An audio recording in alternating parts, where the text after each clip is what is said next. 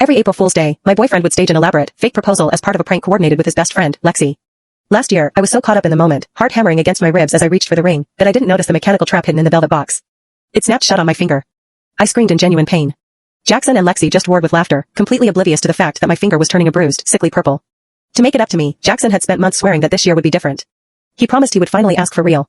So, when he sent me a top priority text telling me to meet him at the bistro where we had our very first date, I believed him. I spent 3 hours getting ready. I got a blowout, had my nails done, and applied a full face of makeup with surgical precision. I even wore a brand new silk slip dress. I had the announcement post drafted in my notes, waiting for the photo of the ring.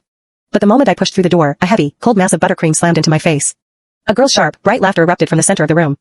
I told you she'd show up. Pay up, Jax, you lost. Jackson walked over, his expression as smooth and gentle as it had been for the last 6 years. He used a napkin to wipe a glob of frosting from my cheek. You look beautiful, Cass, he said, though his eyes were dancing. Shame about the dress, though. What is this, Jackson? My voice was trembling. I made a bet with the guys on whether I could actually get you to come out tonight.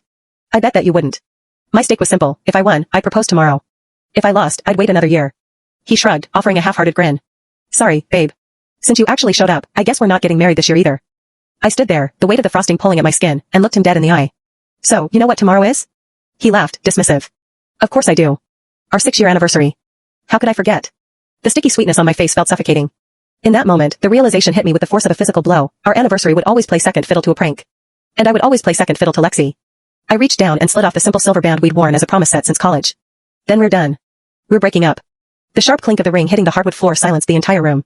Jackson's brow furrowed. Don't do this, Cassie. It's just a little cake. I'll help you clean it up when we get home. You know Lexi, she used to play way rougher than this. She's actually being restrained tonight for your sake. He stepped closer, his voice dropping to a low, warning hum. I went to a lot of trouble to get everyone here. Don't make me look like the guy who's dating someone who can't handle a joke. Lexi slumped onto the velvet sofa, her face a mask of exaggerated poutiness. Seriously, Cassie, it was just a laugh. If you're going to be like that, we won't play anymore, okay? But breaking up? That's a bit dramatic. She looked at the guys, her eyes wide. I told you she couldn't handle it. Jax, you shouldn't have invited her.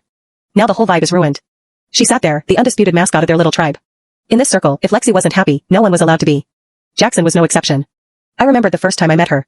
She'd organized a game of truth or dare. Usually, dares involve something embarrassing in public. Her dare for me was to perform an intimate sound right there in front of the group.